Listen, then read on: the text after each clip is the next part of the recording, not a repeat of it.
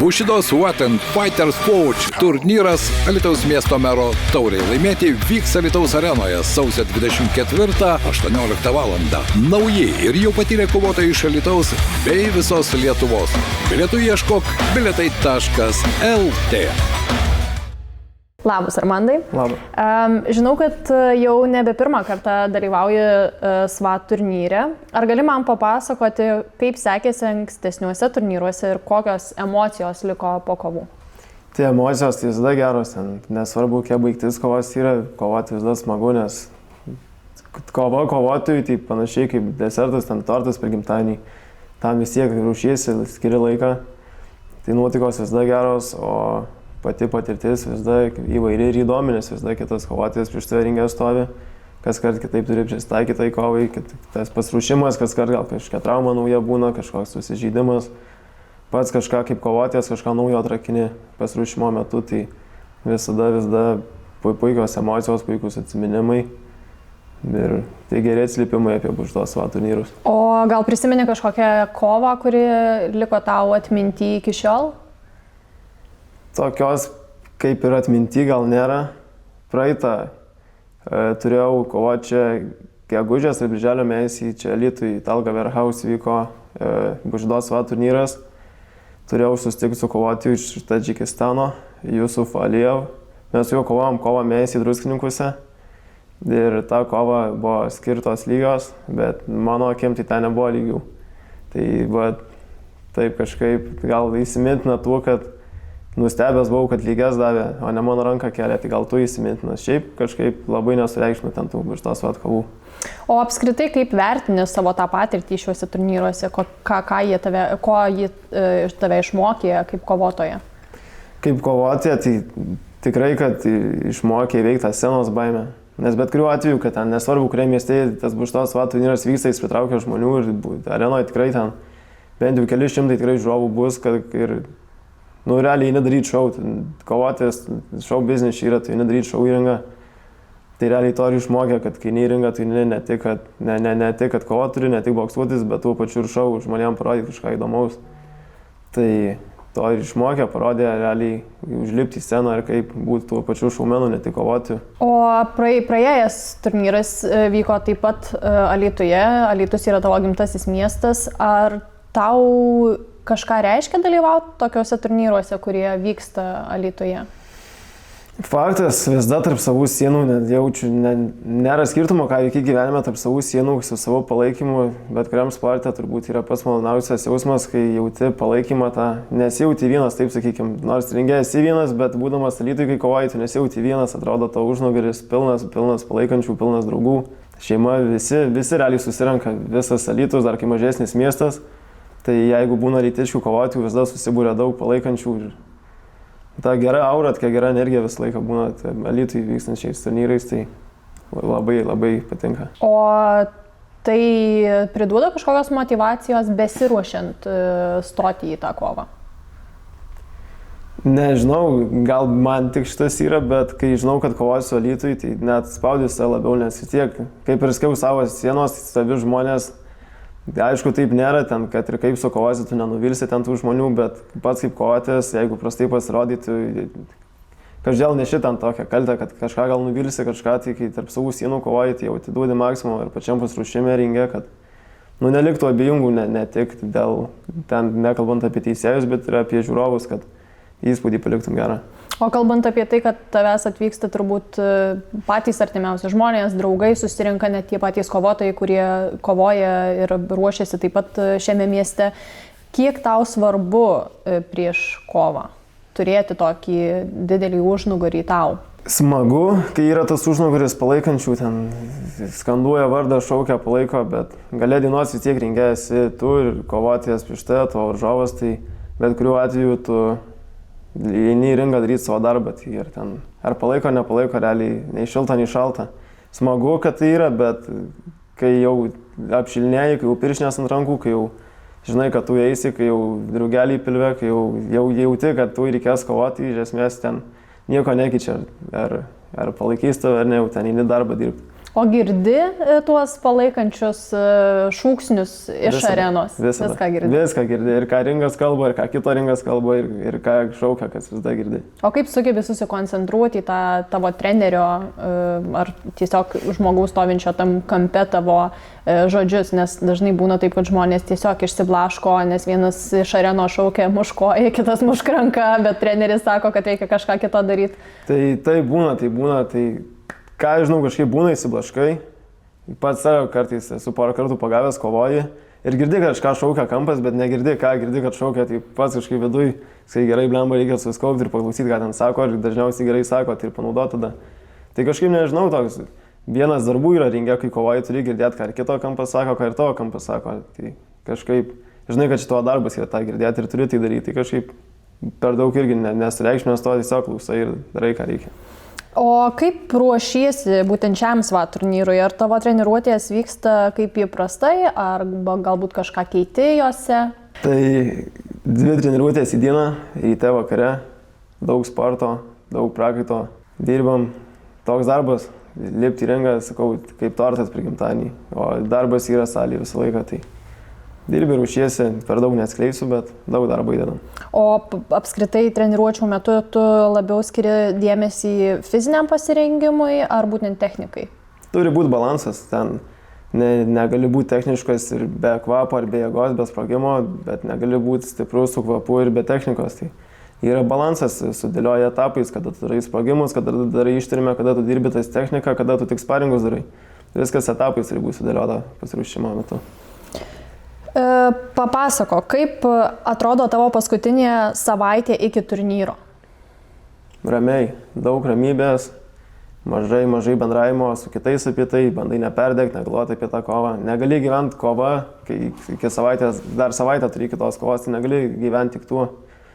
Tai ką žinau, prižiūri svorį, kad svoris būtų pridarytas, tuo pačiu kažką lengvai, gal letnas pamuši salėje, tempimo pratimai, mobilumas, atsipalaiduoti kažką darai, bet tikrai jau to sunkaus darbo jau nebeįdedi, tai leidi kūnui atsigauti ir ruošiesi psichologiškai jau tam vakarui. O kokios tavo nuomonė yra tavo stipriausios savybės kaip kovotojo? Galbūt sakyčiau charakteris, bet aš kažkaip nežinau, gal įlipęs ne visada ten būnu stipresnis ar greitesnis ar techniškesnis, bet visada, jeigu reikia, aš pasiruošęs ir muštis, ne tik kovoti, bet ir muštis, tai turbūt charakteris, tai stipriausiai jo būtų. O gali vardinti kažkokią silpnąją savo vietą? Negaliu. Neturiu. Artėjant turnyrui, tu jauti labiau azartą ar kažkokį jaudulį?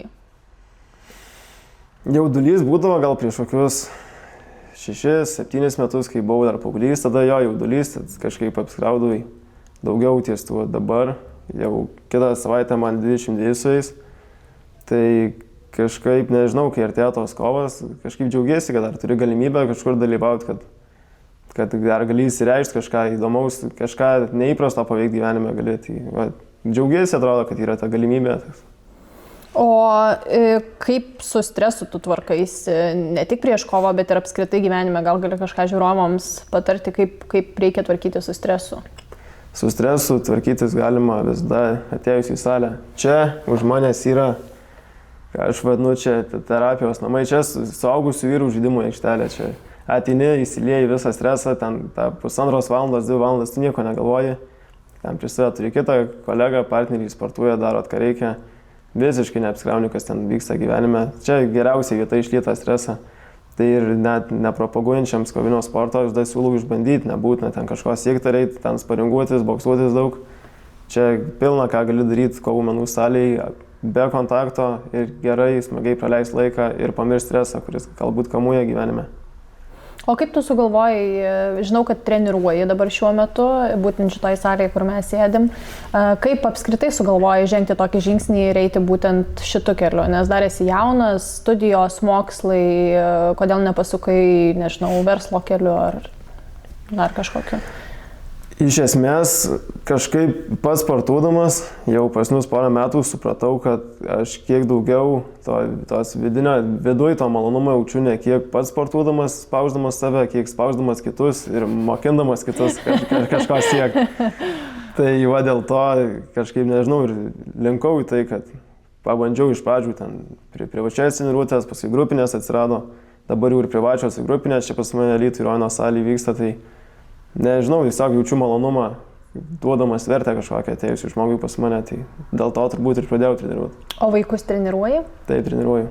Nuo kokio amžiaus tie vaikai maždaug ateina į salę pas tave? Labai maži, dažniausiai nuo 4 ir iki 13 vaikų grupė yra. Tai ten toks gaunasi mišita grupė, ten vieni didesni, kiti mažesni, bet ten visi sutarė ir ten įvairiaus amžiaus, nuo 4 iki 13. O kaip vaikus motyvuoji judėti? Nes pradėti yra lengva, bet kas yra sunkiausia, tai turėti tą nuoseklumą ir toliau eiti sporto keliu. Nebūtinai kovos menų, bet tiesiog sportuoti. Kaip motyvuoji vaikus ir ypač paauglius toliau tą daryti? Labai taip, sakykime, labai taip šališkai, taip, tiesiog žmogiškai ateinu ir pakalbu. Kiekvienas žmogus turim ten atskirą savo ten pasaulį, pasąmoniai. Tai ateinu ir taip nuoširdžiai paklausiu, ar tu nori būti tvirtas, stiprus vyras užaugęs, ar ten tvirtas savim pasitikinti mergina užaugus, ar nori kažkada po 10 metų prisiminti, kad sportavai ir žinot kažkur giliai, kad tu pasidavai, kad tau buvo per sunku, kad tu nenorėjai ir nedarėjai ir dabar ten esi toks, koks esi, o galėtum būti kažkuo galėtum būti. Tai tiesiog įlindi žmogui galą, taip pasakysi, pakalbi žmogiškai. O yra, ar galbūt bus kažkokių tai tavo vaikų, kuriuos tu treniruoji, vaikų ar suaugusiųjų, kurie dalyvaus šiame turnyre? Tai bent jau porą, tai tikrai bus. Bent jau porą rūšių. Dirba Plušas salėj. Kas tokie, tai pamatysim jau kovos dieną, kai išvesiu juos į ringą. Bet bus rūšių, skiriu dėmesį, skiriu daug laiko. O kaip juos motyvuoji nepasiduoti ir neišsigąst? Nes turbūt tai bus pirma tokia normali kova arenoj. Nu, o ko čia išsigąst? Ta patį kiekvieną savaitę, kiekvieną dieną čia salėj daro. Tai ten, ką pridedam, tai sakau, va, ką už tos duoda, tai tą scenos baimę veikti. Nu, tai tą patį darysi ant scenos. Nėra ko išsigąst. Reikia dėti pasitikėjimą į savim, pasitikėti savo komandą. Dėti darbą ir ten kovos dieną, ten nėra ko įsigąs, nes tu darysi tą patį, ką tu kasdien darai. O tau pačiam ir tavo žmonėm, kuriuos tu treniruoji, yra svarbiau pergalė ar parodyti charakterį kovos metu? Smagu, ten ta pergalė, tai kaip vyšnia ant torto. Bet vis dar smagu, kai kelia tavo ranką, ten ne kažkino kito, bet iš esmės mes lipam. Ypač Buštos vačiai yra mėgėjų turnyras, mėgėjiškas, tai ten, kurio ranką kels, iš esmės, manau, svarbu įlipus į tą ringą parodyti savo, kad tu gali, parodyti tik savo realiai, kitiem nėra ko įrodinėti, įlipi ir parodai, kad tu gali, parodai, kas esi, realiai parodyti charakterį, tikrai ne. Pergalė yra smagu, tu ten to reini, toks darbas, parneš pergalę, bet tikrai nėra ko save graužti, ten nepavyksta to padaryti. Nes galėjai nors tu lipai į ringą, į tave žiūrėjo, ne tu žiūrėjai kažką kitą lipant į ringą. Tai. O po kovos, ką sau laikytum gerų pasirodymų? Nebūna taip. Ten nesvarbu, pakelia tavo ranką, ten visi aplink, ten gerai sukovojai šaunuolis, bet vis tiek, gal po kovos gerai jausiesi, ten tą pataikiau, tą padariau. Ten į šeimą gerą padariau, nusilenkiau, bet po poros dienų įsijungs įrašo kovos, susiėmęs už galvos sėdi, galvoju, ką aš išdarinėjau, čia ne, aš nekovoju, tai, bet vis dar tai būna čia normalu. Tai. O kodėl tavo nuomonės turnyras yra svarbus augantiems kovotojams? Užlipus į ringą, prieš tą publiką, minę, prieš gana nemažą auditoriją, kai mėgėjau kovoti, atsistoti kovoti. Labai greitai galima pajausti, ar tau tai, ar ne. Nes kai kurie subyra, kai jiem reikia kovoti, kai kurie, sakykime, būna salės kovoti, kiti gal salėje prastesni, bet jie įlipa į ringą ir jie daro šou, jie sugeba tai daryti. Tai galbūt leidžia žmogui susidėlioti ir iš tikrųjų pajaus tą visą jaudulį, tą visą išėjimą į ringą, pačią kovą, tą emociją, kai ten nušvilpia tave ir palaiko ir leidžia suprasti, ar norit už to kelio ar ne. Visus alytiškius ir ne tik sausio 24 dieną kviečiu į Alytaus areną palaikyti kovotojus, kovojančius Buštos turnyre. Bushidos What and Fighters Pouch turnyras Alytaus miesto mero tauriai laimėti vyks Alytaus arenoje sausio 24-18 val. Nauji ir jau patyrę kovotojai iš Alytaus bei visos Lietuvos. Bilietų ieškok bilietai.lt.